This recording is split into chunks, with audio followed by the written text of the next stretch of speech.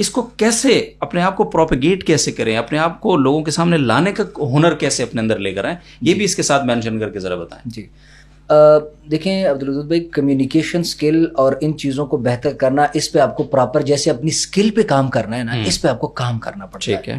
ہمارے دینی اداروں کے فضلاء میں اور اگرچہ ہم ٹیکنیکلی گیپ کی بات کریں تو شاید ہوتے ہیں, لیکن یہ گیپ اتنا بڑا نہیں ہوتا, ان کو بات کرنے کا طریقہ آتا ہے, تھوڑا سا سرجانے کی بس ضرورت ہوتی ہے.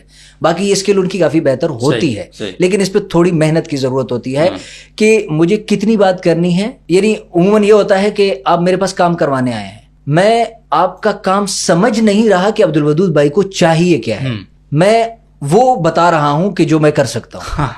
ٹھیک ہے, بالکل, کہ آپ کو سمجھ کے پھر وہ آپ کو کام کر کے دینا, یہ چیز ہم نہیں کر پاتے, اور یہ گیپ کمیونیکیشن سکل کا ہے. تو اس پہ جیسے آپ کو اپنی کسی سکل پہ کام کرنے کی ضرورت ہے, تو اس کمیونیکیشن سکل پہ آپ کو پراپر کام کرنا پڑے گا.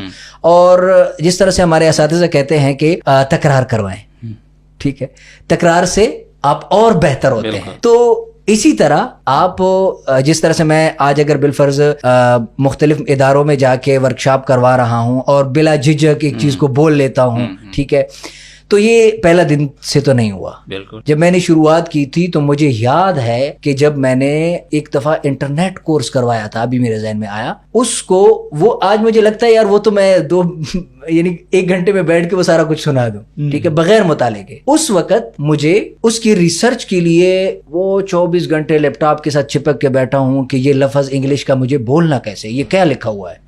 پھر اس کو اٹھایا, گوگل ٹرانسلیٹ کو دیا, اس کے مائک پہ کلک کیا, یہ بولو کیا کیسے بولتے ہیں اس کو, ٹھیک ہے, اپنے الفاظ کو درست کیا. پورا یوں سمجھ لو کہ رات جو ایک لیکچر مجھے دینا ہے اس کے لیے مجھے پورا دن محنت کرنی پڑی. تو لکھ کے پھر آگے اس کو ڈیلیور کیا. اس کے بعد دوسرا کورس آیا تو مجھے محنت کم کرنی پڑی. پھر تیسرا کورس آیا, اور ابھی گرافک ڈیزائننگ کا بالفرض کورس کرواتا ہوں تو مجھے یہ ہے کہ یار ضرورت نہیں ہے, نہ بھی ہونا بالفرض کچھ بھی نہ دیکھوں تو میں بغیر کسی اس پہ تفصیلاً بہت کچھ دے سکتا ہوں اور بتا سکتا ہوں. تو اس کمیونیکیشن سکلز اور اس کا جو سب سے بہتر طریقہ ہے وہ یہی ہے کہ آپ بولیں, جتنا بول سکتے ہیں اس کو بولیں.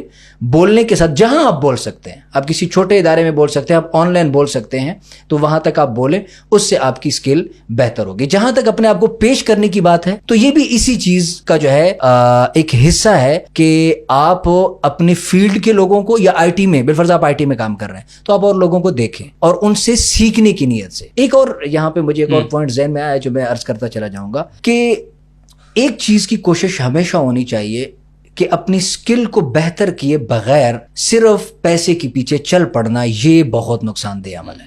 کہیں نہ کہیں ہمیں بہت ساری چیزوں سے یہ ہمارا فیصلہ اور ہمارا یہ عمل روک دیتا ہے کہ سکل بہتر ہوئی نہیں, اور سوشل میڈیا پہ چھوٹی چھوٹی چیزوں کے اسکرین شاٹ لگانا, اور بسا اوقات کافی دفعہ دیکھا بھی ہے کہ فیک ہوتے ہیں, ٹھیک ہے, دکھانا کہ میں یہ کر رہا ہوں, ان تمام چیزوں سے آپ کی پرسنل گروتھ رک جاتی ہے.